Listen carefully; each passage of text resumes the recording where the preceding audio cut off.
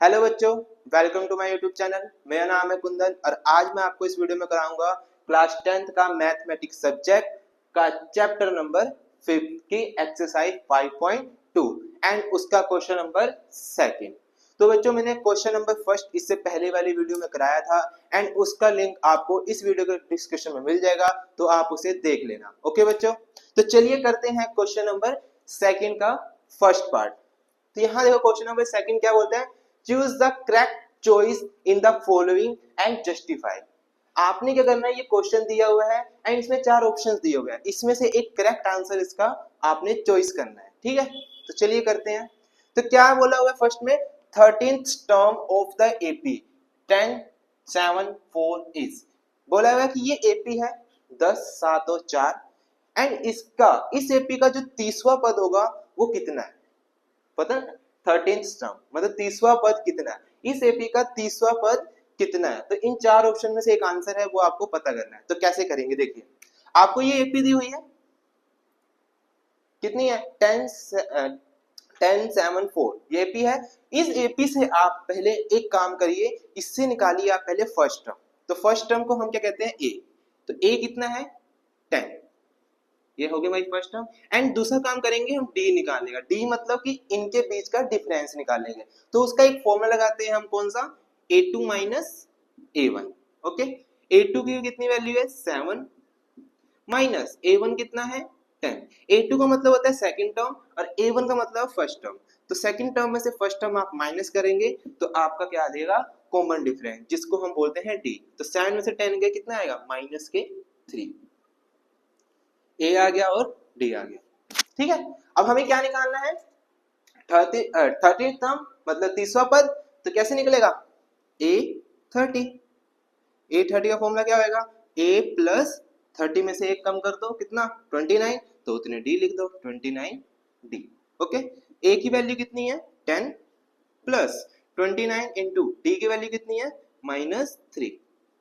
10 29 into 3 कितना होता है माइनस के 87। एंड जब 10 में से आप माइनस के 87 लेस करेंगे तो कितना आएगा माइनस के 77। तो ये हमारा आंसर आ गया। इन ऑप्शन से कौन सा आंसर हुआ हमारा, सी। ओके बच्चों, चलिए बच्चों अब करते हैं सेकंड का सेकंड पार्ट। ठीक है, तो सेकंड का सेकंड पार्ट भी फर्स्ट पार्ट की तरह ही है, बिल्कुल सेम। तो देखो क्या है second part, 11th term of the AP, मतलब कि इस एपी की कौन सी टर्म निकालनी है, 11th टर्म, मतलब इस एपी का आपने 11वां पद फाइंड करना है। तो मैंने कहा था यदि आपको एपी दिया हो तो आप एक काम जरूर कर लेना, क्या निकाल लेना उसमें से, ए मतलब फर्स्ट टर्म। फर्स्ट टर्म क्या होती है -3, पहले पद को ही बोलते हैं। ठीक है, डी, डी का फॉर्मूला क्या होता है निकालने का, a2 माइनस a1। a2 कितना है, मतलब सेकंड टर्म कितनी है -1/2, फिर माइनस a1 कितना है माइनस के 3, -1/2 माइनस माइनस +3। अब यहाँ पे हम क्या लेंगे, इसमें एलसीएम। देखिए 2 1 जा 2, 1 1 जा 1, 2 3 जा 6, ऐसे लेते हैं।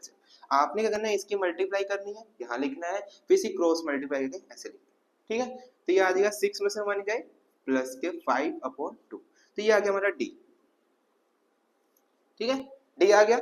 हमें कौन सी टर्म निकालनी है, 11th टर्म। तो डी की वैल्यू आ गई 5/2, ए की वैल्यू आ गई -3। हमें निकालना है 11th टर्म। तो 11th टर्म कैसे लिखेंगे, a11 का फॉर्मूला क्या होता है, a प्लस 11 में से 1 कम कर दो 10, तो कितने डी 10d। a की वैल्यू कितनी है -3 प्लस 10 इंटू डी, डी की वैल्यू कितनी है 5/2।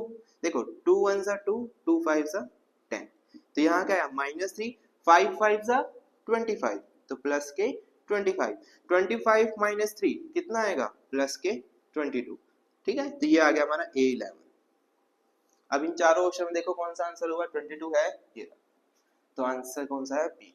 ओके, तो बच्चों ये क्वेश्चन नंबर 2 हमारा कंप्लीट हो गया है एंड इसे नेक्स्ट वीडियो में मैं आपको कराऊंगा एक्सरसाइज 5.2 का क्वेश्चन नंबर 3। तब तक के लिए बच्चों हर हर महादेव, टेक केयर।